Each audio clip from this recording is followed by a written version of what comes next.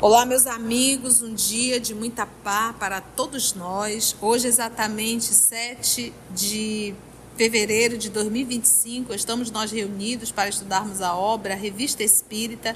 Nós estamos no ano de 1858. Estamos em que mês, Carlinha? Fevereiro.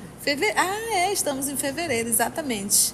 Então, vamos retomar o nosso estudo, mas iniciando fazendo a nossa prece de gratidão, que será realizada pela nossa irmã Carla. Você ora pra gente, Carlinha?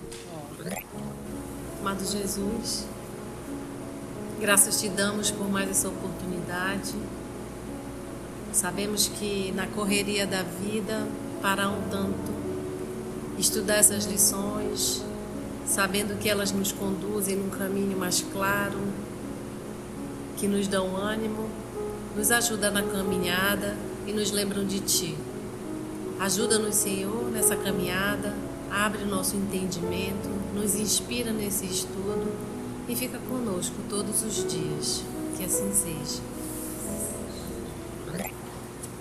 Então hoje, tal como no presente, estamos em fevereiro e o primeiro artigo é Diferentes Ordens de Espíritos.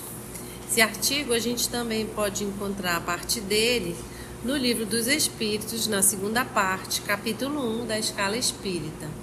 Então, como é a primeira revista, a divulgação da obra, ele já pega partes e vai colocando aqui na publicação mensal. Diferentes ordens de espíritos. Lembrando que também está no canal, O estudo já. Todo estudo ticadinho. Diferentes ordens de espíritos. Um ponto capital na doutrina espírita é o das diferenças que existem entre os espíritos sob o duplo ponto de vista intelectual e moral. E aqui cabe uma pausa, porque a gente acha, quando inicia, que morreu é tudo espírito, está todo mundo no mesmo lugar. Então, para nossa surpresa, a gente vai descobrindo que tem uma grande diferença, Seu ensino a esse respeito jamais variou. Não menos importante, porém, é saber que eles não pertencem eternamente à mesma ordem e que, em consequência, essas ordens não constituem espécies distintas. São diferentes graus de desenvolvimento. Então, quem é espírito de terceira ordem, como a gente vai ver mais para frente, e a gente já viu antes, vai evoluindo e vai mudando de ordem. Não são ordens físicas, fixas, mas sim variáveis conforme o desenvolvimento moral do espírito, O esforço que ele faz, para se melhorar. Os espíritos seguem a marcha progressiva da natureza. Os das ordens inferiores são ainda imperfeitos. Depois de depurados, atingem as ordens superiores, avançam na hierarquia à medida que adquirem qualidades, experiência e conhecimentos que lhes faltam. No berço, a criança não se assemelha ao que será na idade madura. Entretanto, é sempre o mesmo ser. A classificação dos espíritos baseia-se no grau de adiantamento deles, nas qualidades que já adquiriram e nas imperfeições de que terão ainda de despojar-se. Esta classificação, aliás, nada tem de absoluta. Apenas no seu conjunto, cada categoria apresenta caráter definido. De um grau a outro, a transição é insensível e nos limites extremos, os matizes se apagam, como nos reinos da natureza, nas cores do arco-íris ou também como nos diferentes períodos da vida do homem. Então, entre uma classe e outra, quem está muito próximo da fronteira se confunde ali. Quem é de terceira para segunda fica aquela confusãozinha, porque a gente sempre escorrega um pouquinho, então fica ali oscilando entre uma classe e outra. Podem, pois, formar-se maior ou menor número de classes, conforme o ponto de vista de onde se considere a questão. Dá-se aqui o que se dá com todos os sistemas de classificação científica, os quais podem ser mais ou menos completos, mais ou menos racionais e mais ou menos cômodos para a inteligência. Seja, porém, quais forem, e nada alteram as bases da ciência. Assim, É natural que, inquiridos sobre esse ponto, hajam os espíritos divergido quanto ao número das categorias, sem que isto tenha valor algum. Entretanto, não faltou quem se agarrasse a essa contradição aparente, sem refletir que os espíritos nenhuma importância ligam ao que é puramente convencional. Para eles, o pensamento é tudo. Deixam-nos a forma, a escolha dos termos, as classificações. Numa palavra, os sistemas. Então, tem diferença entre os espíritos? Tem. Uns são mais elevados que os outros? Tem. Mas esses nomes, essas classificações são por nossa conta, né? Para a gente entender didaticamente como é que são as diferenças. Mas isso não é o que mais importa. O pensamento é que importa. Aquilo que ele diz no livro dos Espíritos, chame do que você quiser, isso não nos importa, né? O importante é entender, né? O importante é que vocês se entendam, né? Naquilo que vocês estão catalogando. Porque Kardec, como é uma nova ciência, ele criou os termos. Kardec foi criando os termos. Ele disse, então, ele diz assim, cria um termo e entenda isso que você está criando, né? Para que vocês possam se compreender naquilo que vocês estão criando, né? São termos, tá, gente? Termos.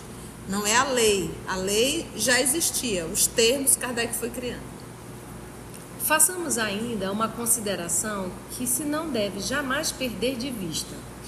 A de que entre os espíritos, assim como entre os homens, há os muito ignorantes, de modo que nunca serão demais as cautelas que se tomem contra a tendência a crer que, por serem espíritos, todos devam saber tudo.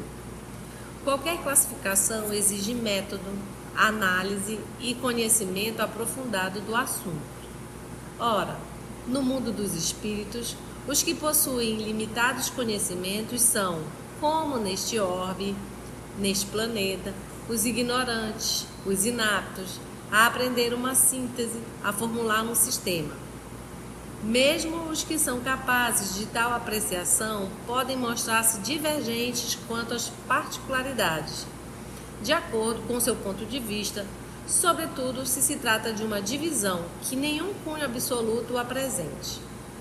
Então, para ilustrar isso, outro dia eu estava conversando com o doutor em engenharia florestal, que ele estava comentando sobre o ponto de vista de outro doutor em engenharia florestal. E eles divergiam totalmente sobre o problema das queimadas na Amazônia. E todos os dois doutores, e todos os dois formados e bem conceituados. Mas até nisso também divergiram. Então, assim, a gente tem essas questões aqui que ele está dizendo dos espíritos, mesmo entre os espíritos, há essas questões de opinião, de ponto de vista, conforme cada um entende uma coisa. Então, assim, muito o Kardec ainda explicando essas divergências nas classificações. Ele disse, ora, no mundo dos espíritos que possuem limitados conhecimentos são, como neste orbe, os ignorantes, os inaptos a apreender uma síntese, né? Ou seja, compreender, a formular um sistema.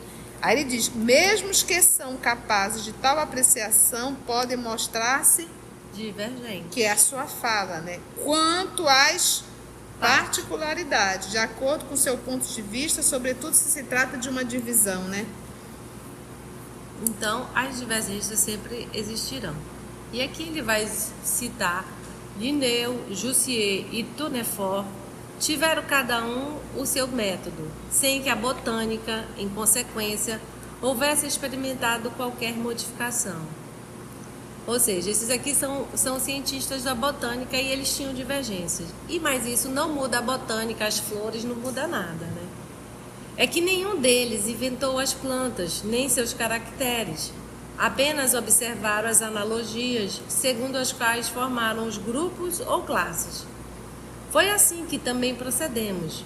Não inventamos os espíritos, nem seus caracteres. Vimos e observamos. Julgamo-los pelas suas palavras e atos. Depois, os classificamos pelas semelhanças. É o que cada um teria feito em nosso lugar. Então, um cientista que observa, analisa e cria método. Porque carrega essa ideia, eu sempre bato nessa tecla, Carla. As pessoas acham que o fato de ser espírito são todos iguais ou que espírito sabe tudo. Parece assim, você está lendo assim uma informação tão, né, assim, mas gente, isso é uma informação grandiosa. E mesmo nós espíritos não temos essa tendência. Quando a gente vai para a prática espírita, que é a prática mediúnica, a gente escuta coisas na reunião mediúnica e a gente toma tudo aquilo como verdade. A gente escutou o espírito e a gente acha a mesma coisa quando a gente pega livro psicografado. Todo livro que é psicografado, a gente acha que aquilo ali é verdade. O que a gente aprende na escala espírita? Então, o fato de ser espírito, isso não quer dizer que eles sabem tudo, e muito menos do futuro. O livro dos médiuns diz que os espíritos não falam do futuro, não dão data. Então, quando a gente fica aí nessa coisa, o espírito falou do futuro, e não lê o livro dos médiuns e fica caindo nesses absurdos. O futuro está pronto? O futuro está escrito? Como é que a gente pode adivinhar? O que tem é probabilidades. Quando Jesus veio, havia a probabilidade dele ser crucificado. Por quê? Porque o futuro não estava pronto, as pessoas poderiam ter ouvido ele. Então são probabilidades. O futuro é resultado do que eu faço hoje. Se algum espírito vai ter terceira guerra, há uma probabilidade. Mas não está escrito que vai ter no dia tal, de outubro, do ano tal, vai começar. Não tem. Mas há uma probabilidade do jeito que o planeta está, essa confusão. Então, espíritos, nós temos de vários níveis. Os que sabem, os que não sabem, os que sabem mais ou menos, os que acham que sabem. Como ele diz aqui, os muito ignorantes e os mais sábios. E quando a gente vai falar da escala única, nessa escala única, já que é a primeira, ali já não tem mais essa divergência, né? Ali, tanto é que eles classe única. Aí é a unidade com Deus. Lá já não abrir a boca só quando tiver certeza. Entretanto, não podemos reivindicar a totalidade desse trabalho como se fosse obra nossa. Se o quadro que damos a seguir não foi textualmente traçado pelos espíritos, e se a nossa iniciativa, todos os elementos que o compõem foram hauridos em seus ensinamentos, não nos restaria senão formular a disposição material. Ou seja, ele sempre humilde, dizendo que o trabalho é dos espíritos. Ele só fez ordenar. Os espíritos, em geral, admitem 3 categorias principais, ou 3 grandes divisões. Na última, a que fica na parte inferior da escala, estão os espíritos imperfeitos, que devem ainda percorrer toda ou quase todas as etapas. Caracterizam-se pela predominância da matéria sobre o espírito e pela propensão ao mal. E aí a gente até pode discutir um pouco isso daí, quando ele fala dos espíritos imperfeitos, que ele diz, na última que fica na parte inferior da escala, estão os espíritos que são imperfeitos. E são imperfeitos por quê? Porque foram criados imperfeitos? Não. Porque se tornaram imperfeitos, insistindo na ignorância, da maldade, da malevolência. Entendeu? Isso é uma criação humana, não é divina. Eu não fui criado imperfeito, fui criado o quê? Simples e ignorante, lembra sempre disso. Que deve ainda percorrer todas ou quase todas as etapas da evolução. E essa etapa da evolução, ele não está falando em sofrimento, ele está falando em etapas morais.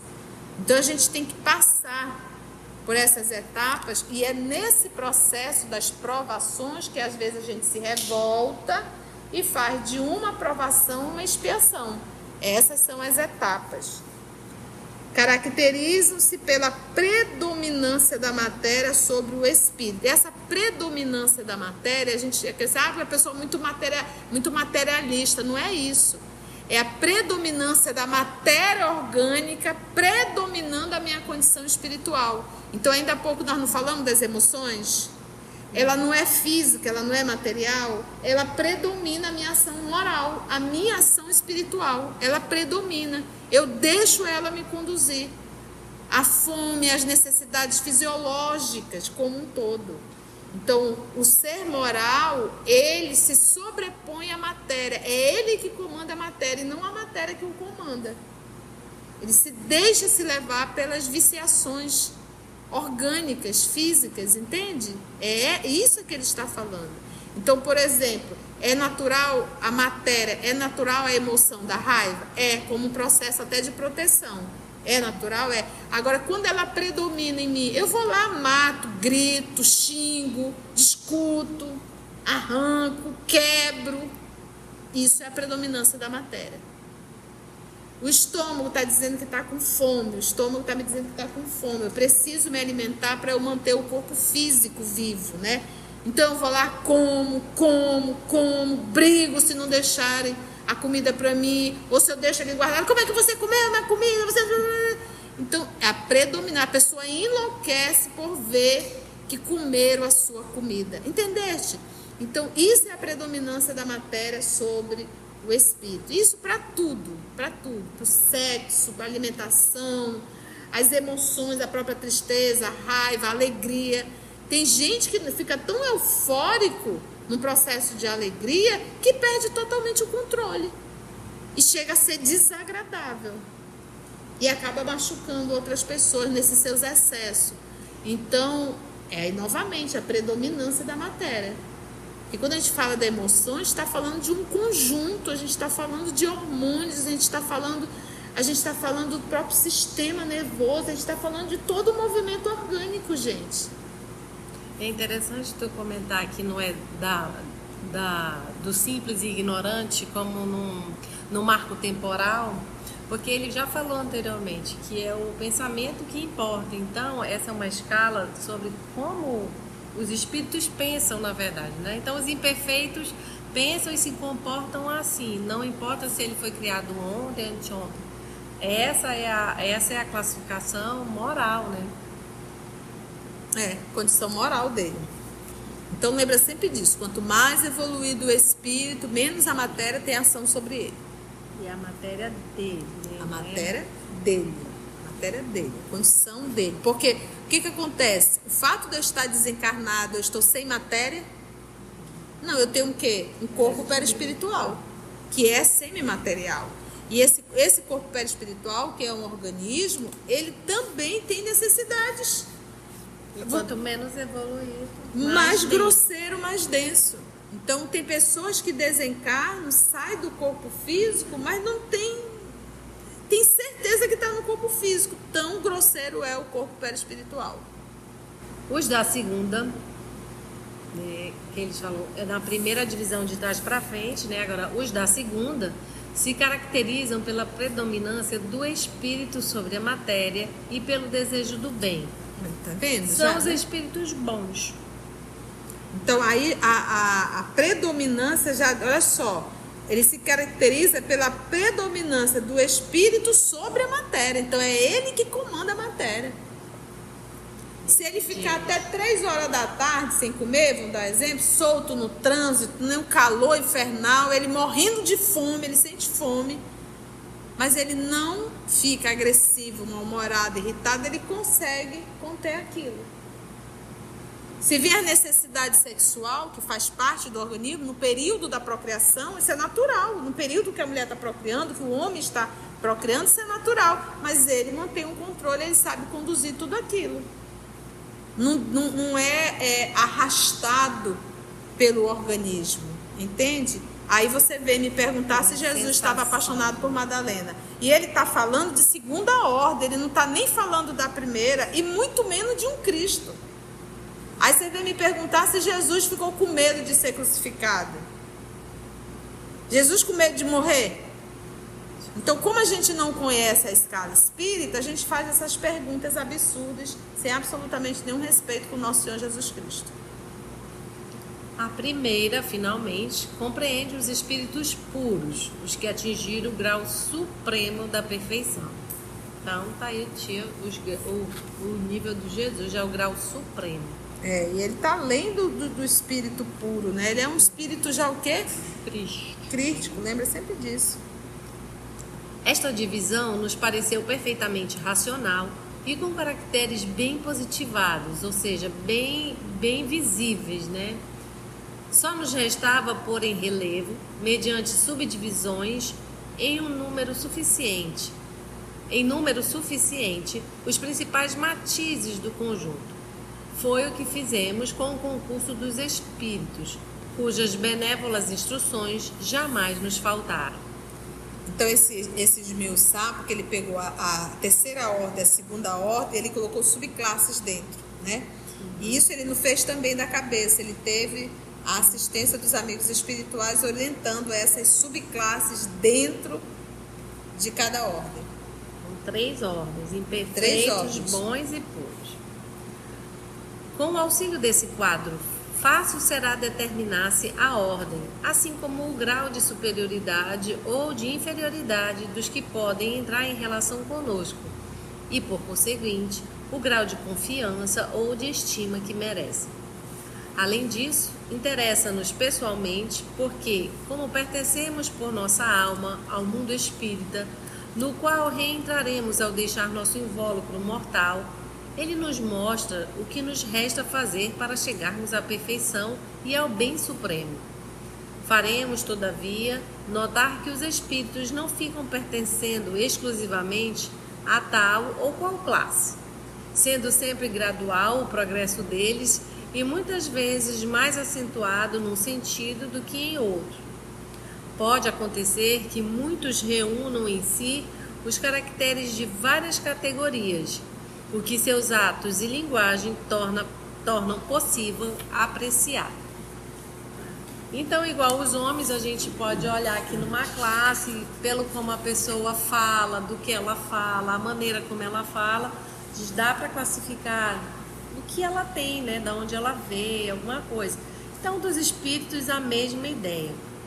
É interessante a gente, revendo aqui o ano de 1858, essa escala espírita, vamos repetir tudo de novo, mas sempre é bom, porque tem novamente essa questão, nem todo mundo que morre está igual, nem porque desencarna e está no mundo espiritual, está todo mundo no mesmo nível. Não, está todo mundo no seu nível de evolução, tal como aqui estaremos lá. Então isso também nos chama de novo para, olha, vamos ficar atento. E o Kardec mesmo diz, e o que nos falta para ir para frente. Então vamos prestar atenção para a gente ir logo. E até mesmo espírito superior. Por exemplo, na obra Missionário da Luz, nós estudamos o caso do... O Raul, ele burlou a família e ficou subentendido que tinha sido assassinado, mas na verdade foi um suicídio. E quando essa esposa foi levada até Alexandre, ela chegou lá desesperada, que ela queria ter notícia, isso no mundo espiritual, mas Alexandre não sabia de nada.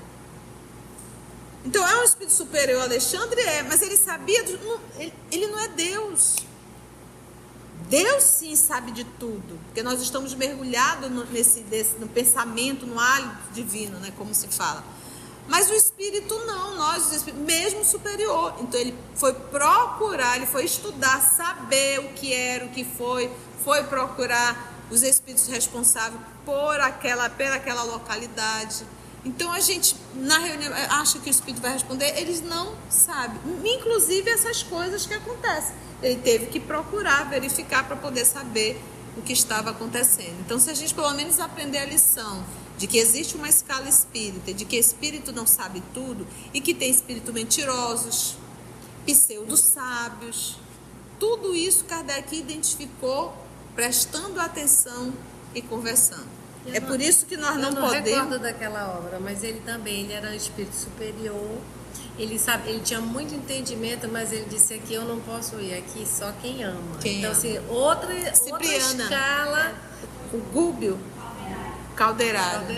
E ele mostra lá que eu tenho muita técnica, eu conheço as técnicas. Então, assim, outra também, como ele disse, pode se desenvolver mais numa área do que em outra. Então, nessa hora ele diz aqui, eu não vou não, porque é um nível maior do que esse. Então, aí ele chama outro que sabe mais.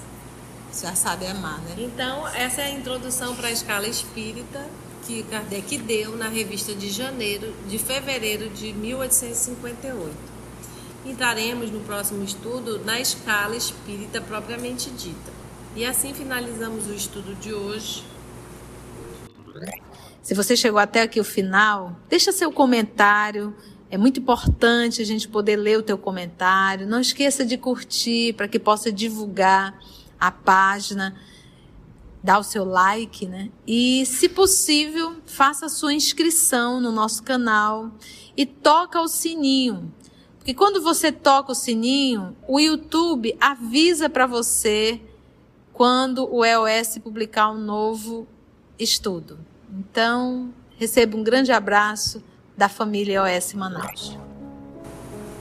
Agradecendo ao nosso Senhor Jesus, aos amigos espirituais, por mais essa oportunidade de estudo e trabalho. E até o nosso próximo encontro, se Deus assim permitir. EOS Manaus. Estudando para servir ao Cristo. Visite nosso site em www.eosmanaus.org. No YouTube, procure o canal EOS Manaus. Participe do nosso grupo no Facebook. No Instagram somos @EOS Manaus. Escute e estude na Rádio Manaus de Estudos Espíritas. Estamos, também, em diversas plataformas de áudio. Procure EOS Manaus, no seu aplicativo preferido. EOS Manaus. Estudando para servir ao Cristo.